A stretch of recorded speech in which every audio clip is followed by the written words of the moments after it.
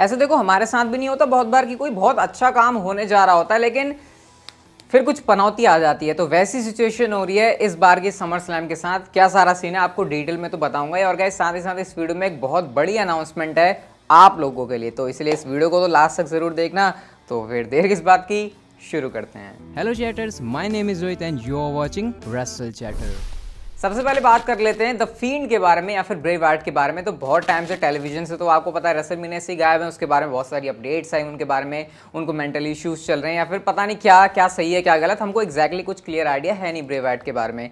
लेकिन मैंने आपको ये बताया था कि 9 अगस्त की रॉक एपिसोड के लिए एडवर्टाइज हैं और गाइस रिसेंटली उनको स्पॉट किया गया था, आप लोग इस पिक्चर के अंदर देख सकते हो।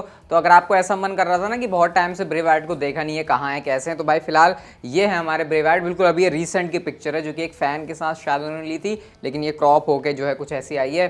तो अब इंतजार ही है भाई ब्रेव हार्ट का। और अगर ब्रेव हार्ट नेक्स्ट रॉ में नहीं आते, अगली रॉ में नहीं आते, 9 अगस्त को नहीं आते, तो फिर शायद ही फिर उनका ब्रेक और लंबा हो जाएगा। क्योंकि अगर उनको लाना होता मतलब ऐसे WWE में वापस, तो समर स्लैम में आते ना वो, तो समर स्लैम के लिए आने के लिए थोड़ा तो पहले आपको बुलाना पड़ेगा।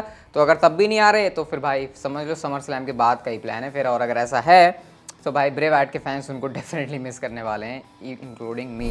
नेक्स्ट स्टोरी की बात करते हैं। तो गाइस एडम बोल रहा हूँ, रियल नाम एडम है।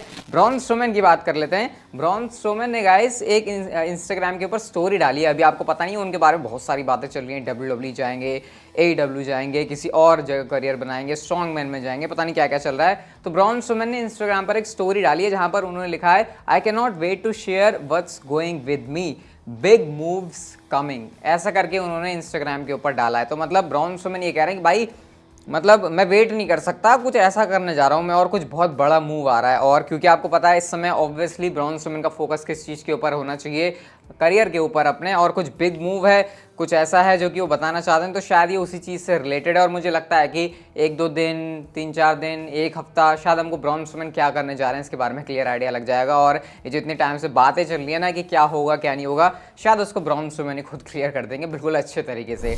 नेक्स्ट स्टोरी की बात करते हैं। तो कुछ दिन पहले आपको याद होगा, अगर आप लोग एक्टिव चैटर हो तभी याद होगा, queen of the ring tournament के बारे में मैंने आपको बताया था। और उस टूर्नामेंट को लेकर मैंने कहा था WWE के प्लान्स हैं, मतलब इस साल के हमको 2021 में ही वो देखने को मिल जाएगा।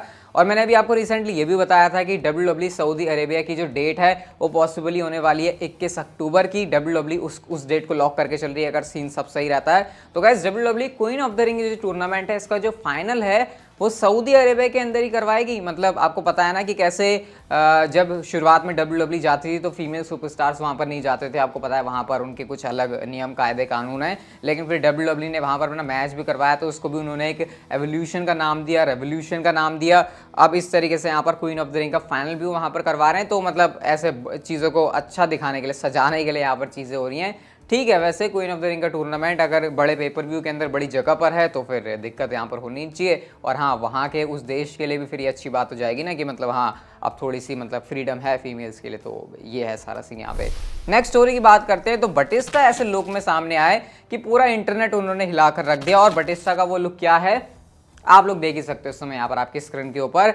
बटिस्टा भाई यहाँ पर बूढ़े से लग रहे हैं, मतलब ये ऑब्वियसली उनका लुक नहीं है, मतलब वो खुद ऐसे नहीं है, उन्होंने ये लुक किया हुआ है। आप सोचोगे ये लुक उन्होंने किया क्यों, तो भाई वो जो डिज्नी प्लस नहीं, मतलब डिज्नी प्लस ऑब्वियसली उसके अंदर है, डिज्नी का जो पूरा बंडल था जो स्ट्रीमिंग सर्विस है उसके एडवर्टाइजमेंट में इस तरीके से बटिस्टा अपीयर हुए, जहाँ पर वो अपने आप को स्ट्रीमर बता रहे हैं। और मतलब कितने अलग और कमाल के लग रहे हैं, लंबे बाल हैं उनके, वही बूढ़ों वाले। मतलब ये तो हमारे अगर इंडियन में देखा जाए तो वो ऋषि मुनियों वाला हेयर स्टाइल है, बिल्कुल मतलब बिल्कुल वो वाले ही लुक में लग रहे हैं। और बटिस्टा इस तरीके से जब आए तो फैंस को भी बड़ा वियर्ड लगा। ऑब्वियसली ये लुक के साथ हमको बटिस्टा वियर्ड ही लगेंगे, क्योंकि एक तो बटिस्टा इतने बूढ़े हैं नहीं जितने अभी वो इस लुक के साथ लग रहे हैं, और ऊपर से भाई हम तो उनको बिल्कुल देखते हैं ना ऐसे दाढ़ी में, ऐसे तगड़ी बॉडी के साथ, लेकिन यहाँ पर तो बिल्कुल शांत किस्म के आदमी। अगर आप इस एडवर्टाइजमेंट को भी देखोगे तो ये कुछ पिक्चर थी जो कि बटिस्टा की वायरल हो रही थी इंटरनेट के ऊपर। नेक्स्ट स्टोरी की बात करते हैं। तो कैरियन क्रॉस भाई जेफ हार्डी कोरोना के लिए पॉजिटिव हुए, जो कि बहुत ही ज़्यादा बैड न्यूज़ है। लेकिन गाइस मैं आपको बता देता हूं कि अगर जेफ हार्डी कोविड के लिए पॉजिटिव नहीं होते, वो रॉ पर शेड्यूल थे मैच के लिए, तो गाइस फिर से WWE कैरियन क्रॉस और जेफ हार्डी का मैच करवाने वाली थी और कैरियन क्रॉस और जेफ हार्डी के मैच का रिजल्ट दोबारा से यही होता है कि इस मैच में कैरियन क्रॉस हारने वाले थे। लेकिन क्योंकि आपको पता है जेफ हार्डी तो ऑब्वियसली कंपीट नहीं कर पाते कोविड पॉजिटिव होने की वजह से, तो उसके बाद कीथ ली आए, कीथ ली के साथ उनका मैच हुआ जहां पर उन्होंने कीथ ली को हराया। लेकिन अगर जेफ हार्डी आते तो रिपोर्ट्स ये हैं कि कैरियन क्रॉस को फिर से हारना होता। मुझे नहीं समझ आ रहा अब है चल क्या रहा है। अब कैरियन क्रॉस का उधर समोआ जो से मैच है, अब आपको पता है पॉसिबिलिटी क्या हो सकती है, वहां से मेन रोस्टर के ऊपर कैरियन क्रॉस का आना, इसके चांसेस लग रहे हैं। लेकिन क्या ये तरीका है कैरियन क्रॉस को रॉ के ऊपर लाने का? मतलब जिस बंदे ने NXT नहीं देखी होगी वो कैरियन क्रॉस को कभी भी सोच ही नहीं सकता कि ये बंदा क्या है, क्योंकि NXT पर उन्होंने जो कारनामे किए हैं, अगर बंदा NXT नहीं देख रहा, अगर वो सिर्फ रॉ स्मैकडाउन देखता है तो फिर मतलब उसको तो लगेगा कैरियन क्रॉस कोई जॉबर है। लेकिन पता नहीं भाई, मैं कुछ कमेंट नहीं कर रहा इसके बारे में। अब आप क्या कहोगे इसके बारे में, आप भी मुझे कमेंट सेक्शन में बता सकते हो।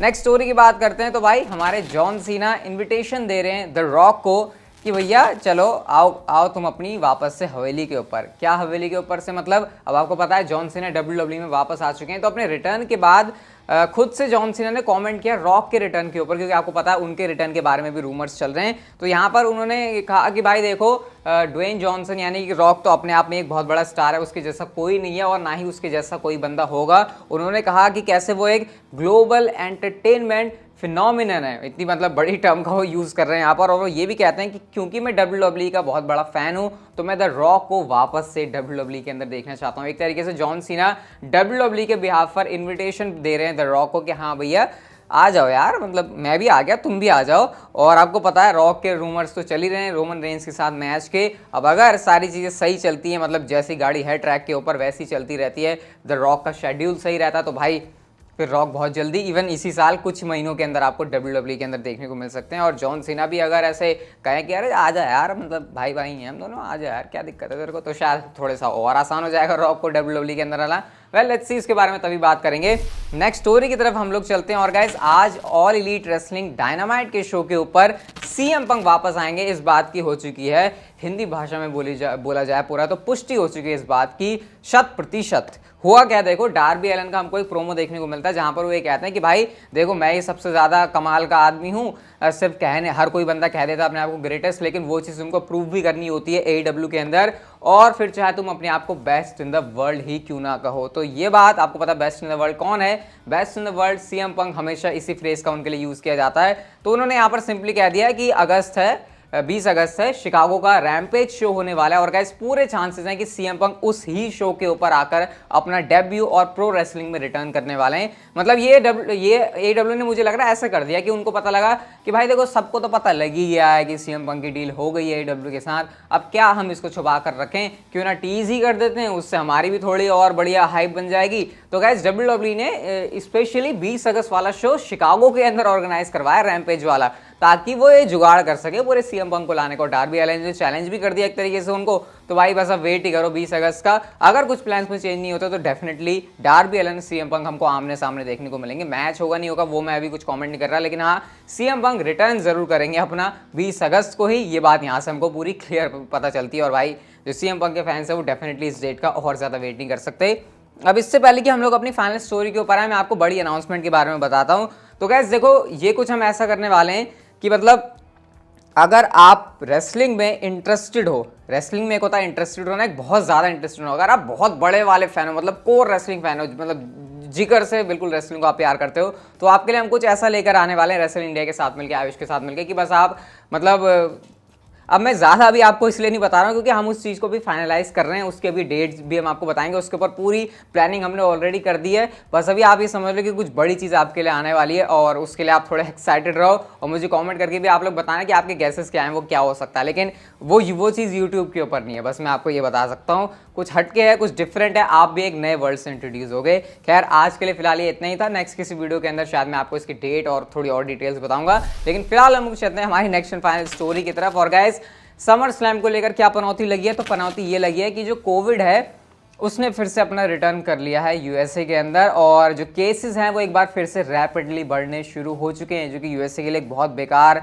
चीज़ है। यूएसए के लिए क्या भाई, किसी भी कंट्री के लिए बेकार है। तो आपको पता है जो समर स्लैम है वो होने वाली एलिजेंट स्टेडियम के अंदर नेवाडा में, तो वहाँ की जो गवर्नमेंट है सीडीसी, जो आपको पता है एक अथॉरिटी है जो इन सारी चीज़ों को देखती है, उन्होंने एक चीज़ इशू करी है कि भाई अब सारे के सारे बंदे जो है जो भी ये इवेंट्स होंगे वहाँ पर उनको मास्क पहनने पड़ेंगे, मतलब इंडोर इवेंट के अंदर भी जैसे समर स्लैम होने वाला है। तो मास्क यहाँ पर हो चुके हैं मैंडेटरी। अब आपको लगेगा कि मास्क मैंडेटरी हो गए हैं, क्या दिक्कत है, ठीक है मास्क पहन के आ जाएंगे फैंस। लेकिन गाइस जो केसेस हैं, क्योंकि आपको पता है वहाँ पर डेल्टा वेरिएंट आया है जो कि पहले से डिफरेंट है, तो यहाँ पर एक्सपेक्ट यही किया जा रहा है कि जो केसेस हैं वो बढ़ने ही वाले हैं यहाँ से एटलीस्ट 10, 15, 20, 30 दिन तक ऐसे वो केसेस बढ़ते ही रहेंगे। और आपको पता है उसी टाइम के अंदर समर स्लैम होने वाली है, तो पता नहीं क्या सिचुएशन होने वाली है फैंस की। क्या WWE को प्लान्स में बड़े चेंजेस करने पड़ेंगे? ये जो आने वाले कुछ 10-15 दिन है वो बहुत ही ज़्यादा क्रूशल होने वाले हैं, और अगर इसमें थिंग्स नहीं संभली भाई, मुझे तो लग रहे हैं, मैं देखो नेगेटिव नहीं होना चाह रहा, लेकिन मुझे पर्सनली ये लग रहा है कि थिंग्स भाई, आपको पता है जब भी कोविड की वेव आती है तो कैसी आती है हो, तो भाई समर स्लैम को लेकर दिक्कतें हो सकती हैं। आई होप भाई यार जॉन सीना आ रहे हैं, रोमन रेंस है, रॉलिंस, इतना बढ़िया इवेंट है, कुछ पनौती वाला सीन ना हो जाए, क्योंकि हो गया यार तो हमारी जो सारी एक्साइटमेंट है धरी की धरी रह जाएगी। वो जो पुरानी फीलिंग आ रही थी WWE के शोज़ को देखने की, एक बार फिर से वो ख़त्म हो सकती है, और ज़्यादा बुरा से बुरा थंडरडोम मेरा हो सकता है फिर से वापस आ जाए। लेकिन उतना नेगेटिव अभी हम नहीं होंगे। अभी जस्ट फिलहाल के लिए आप ये मानो कि मास्क मैंडेटरी हो गए और आने वाले 10-15 दिन बहुत ही ज़्यादा क्रूशल होने वाले हैं WWE के लिए। WWE क्या भाई, पूरी यूएसए के जो सिटीजन्स हैं उनके लिए, कि वहाँ पर कोविड का जो नया इफेक्ट है वो कैसे होता है। खैर जो भी होगा आगे देखा जाएगा, लेकिन हमारी जो आज की वीडियो थी वो यहीं तक की थी। अगर आपको ये अच्छी लगी तो उसे लाइक कर दो, चैनल को आप लोग सब्सक्राइब कर सकते हो, and see you guys in my next video.